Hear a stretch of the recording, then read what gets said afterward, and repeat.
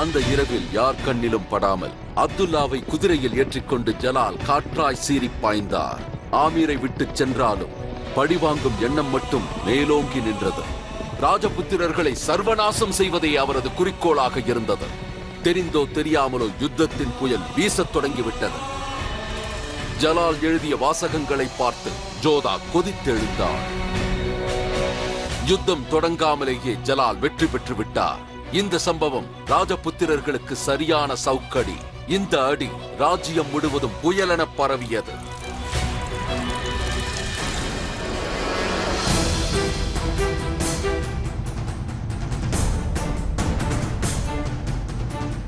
செல்லுங்கள், சென்று தேடுங்கள். இருவரையும் கண்டவுடன் வெட்டி சாய்த்து விடுங்கள். ஜலாலுக்கு எழுத படிக்க தெரியாவிட்டாலும் தன் மனதில் எழுந்த எண்ணங்களை அப்துல்லா மூலம் எழுதிவிட்டு சென்றார். இருப்பினும் அவரது கோபம் மட்டும் அடங்கவில்லை. ஜோதாவின் வாள் அவரது கழுத்தில் இருப்பதாகவே அவர் எண்ணினார். இப்போது ஜலாலின் ஒரே குறிக்கோள் ஜோதாவை தனது அந்தப்புறத்தில் கைது செய்து வைப்பதே. அந்த தேவையின் கருணையால் தங்களுக்கு எந்த ஆபத்தும் வரவில்லை.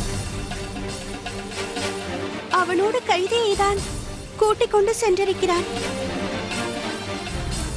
நீ என்ன கூற வருகின்றாய்? என்னவென்றால், ஒருவேளை கைதி இடத்தில் அவன் தங்களை நமது இடத்திலே இவ்வளவு கொடூரத்தை இழைத்திருக்கிறான். நமது ராஜபுத்திரர்களின் தலைப்பாகையை உதைத்திருக்கிறான். அவன் நமது வீர வாளிற்கே அவன் வேடிக்கை காட்டி சென்றிருக்கிறான். நமது நாட்டின் மீது சத்தியம் செய்யுங்கள். நமது நாட்டின் எல்லையை விட்டு தப்ப விட மாட்டோம் என்று கூறுங்கள்.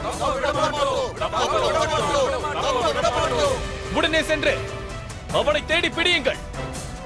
அவனை பிடிப்பவர் எவரோ அனைத்து ராஜபுத்திர ராஜ்யங்களின் சேனைக்கு நான் தளபதியாக்குவேன். இது நான் உங்களுக்கு அளிக்கும் வாக்குறுதி. செல்லுங்கள்.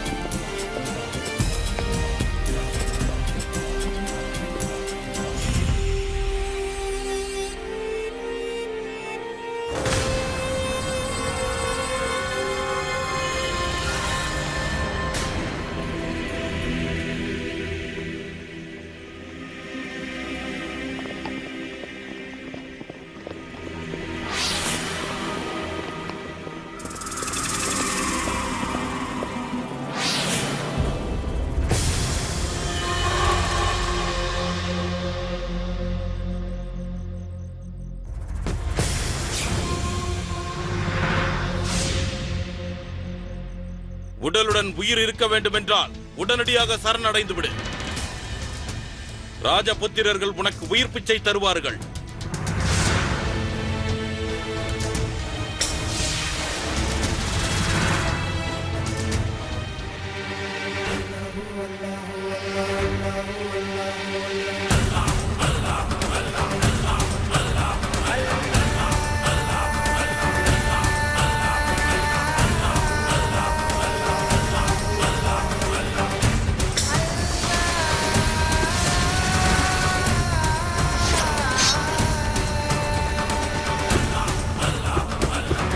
சக்கரவர்த்தி யாசகம் கேட்க மாட்டான். யாசகம் இடுவான். அவனை பிடியுங்கள்.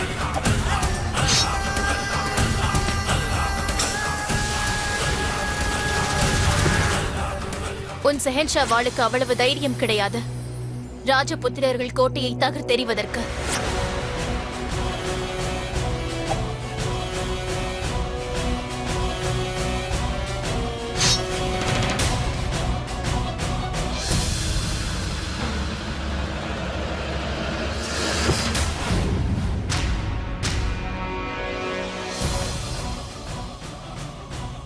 சக்கரவர்த்தி பின்புறமாக அல்ல, நேருக்கு நேர்தான் சண்டையிடுவார்.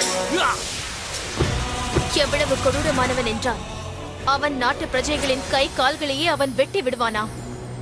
பெண்களை மரியாதையாக நடத்த தெரியாதவன்.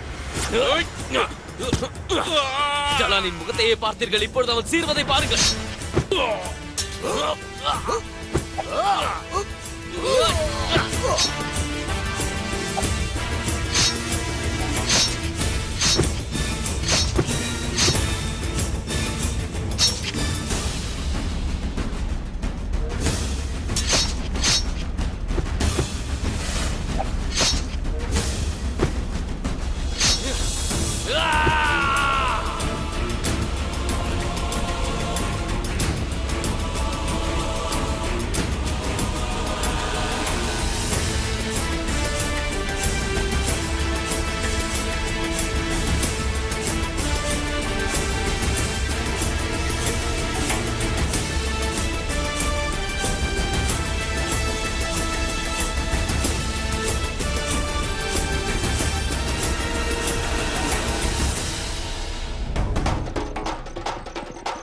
என்னவாயிற்று? அவனை வெட்டி வீசி விட்டீர்களா? அக்கா, அக்கா நில்லுங்கள். அக்கா, எங்கே செல்கிறீர்கள்? நில்லுங்கள் அக்கா. யாராவது அவரை தடுத்து நிறுத்துங்களேன்.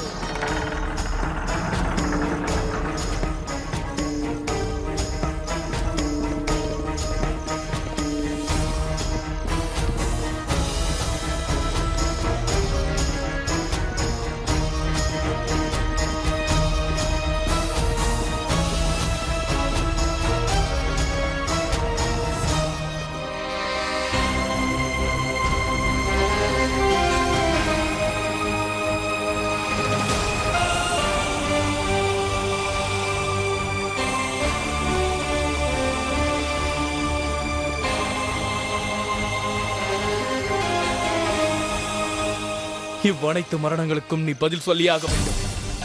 ராஜபுத்திரர்கள் சிந்திய ஒவ்வொரு ரத்த துளிகளுக்கும் நீ பொறுப்பேற்க வேண்டும். என்று நாம் இருவரும் சந்திப்போமோ அன்றே உனக்கு இறுதி நாள் ஜலால்.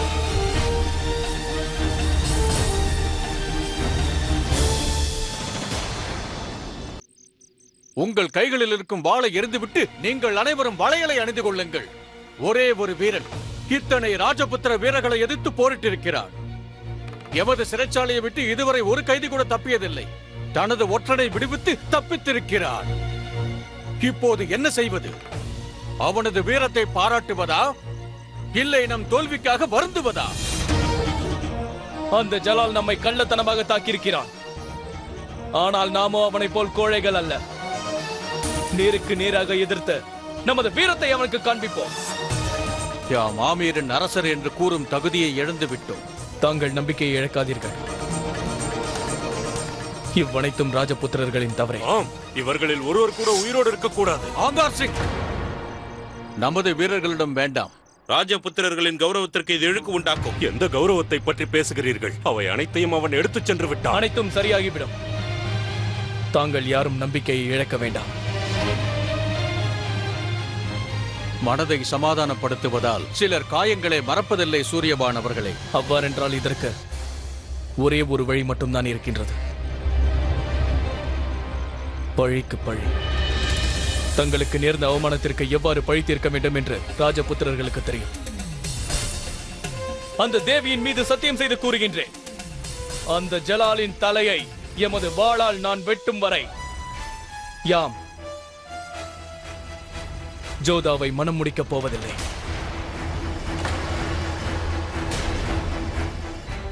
இம்முறை உயிரை இழக்க மாட்டோம், உயிரை எடுப்போம். உயிரை எடுப்போம், உயிரை எடுப்போம், உயிரை எடுத்து விடுவோம், உயிரை எடுத்து விடுவோம்.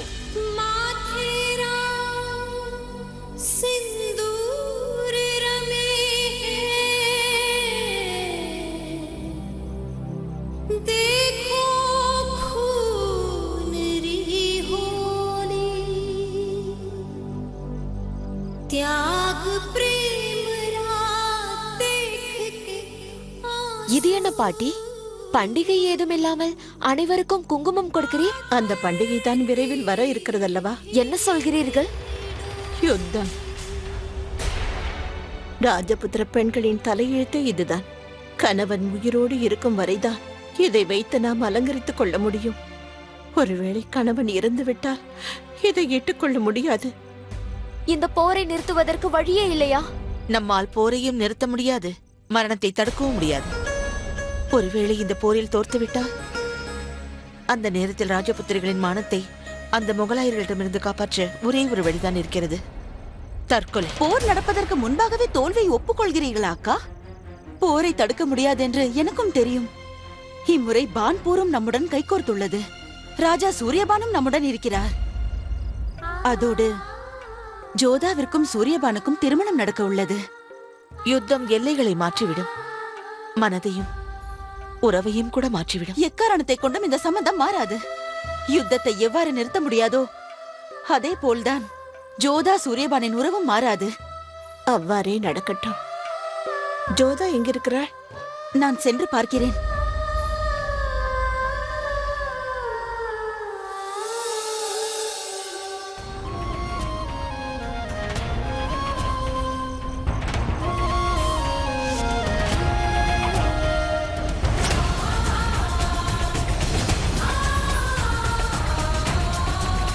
அன்று விளக்கு பூஜையின் போது குலத்தர்கள் என்ன செய்து கொண்டிருந்தார்?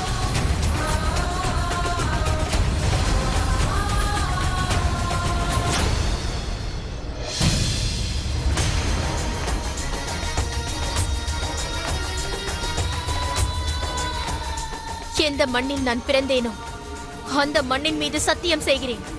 தேவியின் நகைகளை திருடியவன் எப்பேற்பட்டவனாக இருந்தாலும் சரி, அவனுடைய தலையை வெட்டி நான் கொண்டு வருகிறேன். ஜோதா, நீ என்ன செய்கிறாய்? தீக்காயம் பட்டுவிட்டால்? எனக்குள் நான் எரிந்து கொண்டிருக்கிறேன் தாயே. அந்த கொடூரமானவன் என் கண் முன்னே நின்று கொண்டிருந்தான். நான் அவனை நம்முடையவன் என்று நினைத்து தவறு செய்துவிட்டேன். இதை விட்டுவிடு. உன் பாட்டி வெகு நேரமாக உன்னை அழைத்துக் கொண்டிருக்கிறார். வா. எவ்வளவு நேரம்தான் தனிமையில் இருப்பாய்? ஜோதா, ஜோதா. என்னுடைய வாள் அவன் கழுத்தின் மீது இருந்தது. அவன் கபட நாடகம் செய்து தப்பித்து விட்டான். அவன் பெரிய மாவீரன் என்று கேள்விப்பட்டேன். ஆனால் இன்றோ அவன் எவ்வளவு பெரிய கோழை என்று தெரிந்து கொண்டேன். அதனால்தான் ராஜபுத்திரர்கள் வேடம் அணிந்து கடந்த 3 நாட்களாக நம்மை அழிப்பதற்கு மாறு வேடத்தில் திட்டம் தீட்டிக் கொண்டிருந்தான். 3 நாட்களாகவா?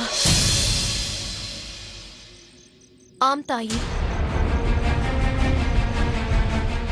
எதற்காக வந்தான் என்று தெரியவில்லை. அவன் இங்கு வந்து நம் புனித தலங்களுக்கு கலகத்தை ஏற்படுத்தி விட்டான். மங்களகரமான நாளை அசுத்தப்படுத்தி விட்டான். அது மட்டுமல்ல, அன்று குளத்தில் விளக்கு விடும்போது நான் சூரியபான் அவர்களின் முகத்தை பார்க்கவில்லை. அந்த ஜலாலின் முகத்தை தான் பார்த்தேன். இல்லை, நான் கூறுவதால் தலையெடுத்து மாறப்போவதில்லை மைனாவதி. இந்த சகுனிபாய் சொல்வதை மனதில் ஏற்றுக்கொள். ஜோதா, முகலாயர் வீட்டிற்கு செல்வா.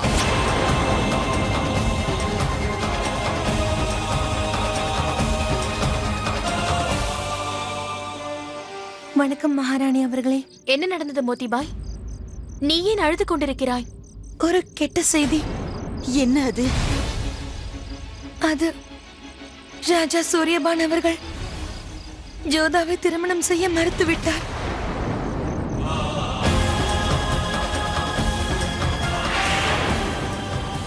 இல்லை,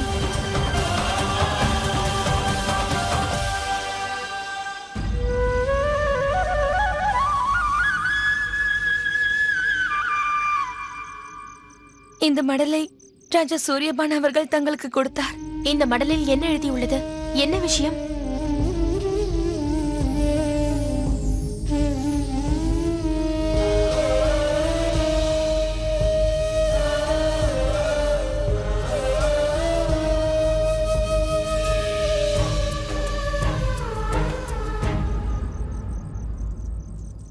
நான் கேள்விப்பட்டதெல்லாம் உண்மையா?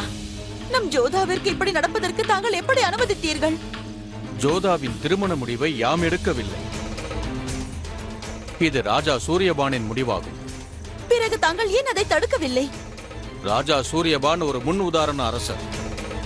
முன் உதாரணமாக இருக்கும் ஒரு அரசருக்கு தன் குடும்பத்தை காப்பதை விட அவருக்கு மக்களை காப்பதே கடமையாகும். அப்படி என்றால் தாங்கள் அதை ஒப்புக்கொண்டீர்களா? யாம் அவர் நிலையில் இருந்திருந்தால் அதையே தாம் செய்திருப்போம். இவ்வாறு சந்திப்பதற்கு ராஜபுத்திரர்களின் குடும்பத்தில் அனுமதி இல்லை என்பதை யாம் அறிவோம். ஆனால் யாம் ஒரு முக்கியமான விஷயத்தை பற்றி பேச வேண்டும். எனது எண்ணம் என்னவென்று தாங்களுக்கு தெரிந்திருக்கும் என்று நினைக்கின்றேன். என்னை தவறாக எண்ணாதீர்கள் ஜோதா. நேற்று நமது திருமண தேதி தெரிந்தவுடன் ஆமீரில் அனைவரும் கொண்டாடினார்கள். ஆனால் இன்று போர் பிரகடனம் நடந்து கொண்டிருக்கின்றது. ஒரு புறம் மக்களிடையே ஜலாலின் பயம் ஓங்கிக் கொண்டிருக்க, இச்சமயத்தில் நான் மருமகனாக அமர்வது அவ்வளவு நன்றாக இருக்காது ஜோதா. நேற்று வரை நமது ராஜ்யம் ஒன்றிணைவது முக்கியமாக இருந்தது. இன்று பாதுகாப்பு முக்கியமாயிற்று. போருக்கு தேவையான ஆயத்த பணிகளை நான் மேற்கொள்ள வேண்டும். தாய் மண்ணை பாதுகாக்க வேண்டியது எனது கடமை. இந்த மண்ணில் பிறந்ததை நினைத்து நான் கர்வம் கொள்கிறேன். நான் மணக்கப் போகும் அரசர் எப்படிப்பட்டவர் என்றால், அவர் தன்னை பற்றி நினைக்காமல் முதலில் ஆமீரை பற்றியும் முழு ராஜபுத்திர ராஜ்யங்களை பற்றியும் யோசிக்கின்றார். ஒருவேளை போரில் நடக்கக்கூடாதது நடந்துவிட்டால்? சகுனிபாய் கூறிய விஷயம் உண்மையாகிவிட்டால் நம் ஜோதாவின் நிலைமை என்னவாகும்? ஒன்று மட்டும் கூறிக்கொள்கிறேன். நாம் இருவரும் இவ்வாறு பிரிந்து செல்வதற்கு காரணமான அந்த ஜலாலை நான் ஒருபோதும் மன்னிக்க மாட்டேன். இப்போரில் ஒன்று நான் உயிரோடு இருக்க வேண்டும், இல்லை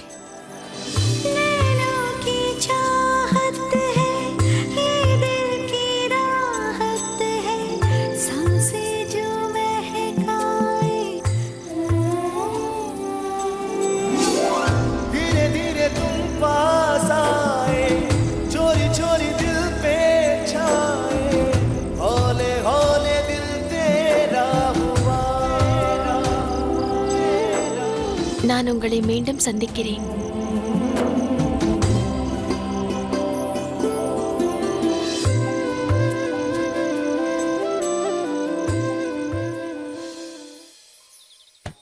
அட, உனக்கு என்ன மூளை கெட்டு விட்டதா என்ன? இவ்வாறு போனால் நீ இன்னும் 4 நாட்கள் கூட இங்கு வேலை செய்ய மாட்டாய். 4 கரண்டி நெய் போடு, மற்றவைக்கு நீர். புரிந்ததா? என்னை அடியுங்கள். எவ்வளவு நாளைக்கு முதலாளியாக இருக்க போகிறீர்கள்? என்ன கூறினாய்? ஒன்றுமில்லை. சரி, இதை இப்படி வைத்து விட்டு என்னோடு இப்படி வா. வா, இந்த பிடி. நீ முதலில் இந்த பாலை பருகு. நான் கூறுவதை கேள். இவ்வாறு நீ யாரிடமும் பேசக்கூடாது. எவ்வளவு நாட்கள் முதலாளியாக இருப்பீர்கள் என்று. உன்னுடைய முதலாளி அம்மாள் இதை கேட்டால் எவ்வளவு வருத்தப்படுவாள் பாவம். முதலாளி ஐயா, உண்மையைத்தானே நான் கூறிக்கொண்டிருக்கிறேன். இன்னும் அதிக நாளைக்கு நீங்கள் உயிரோடு இருக்க போவதில்லை. அன்று ஒருவன் வந்தான் அல்லவா? இங்கு கூட உணவருந்தி விட்டு சென்றானே, அவன்தான். வந்தவன் யார் என்று உங்களுக்கு தெரியவில்லையா?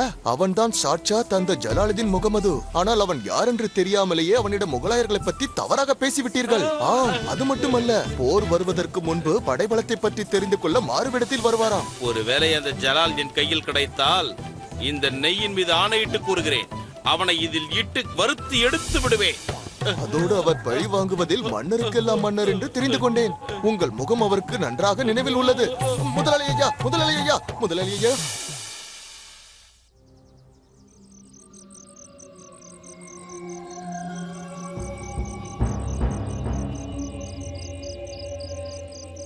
தவறென்றால் மன்னித்து விடுங்கள்.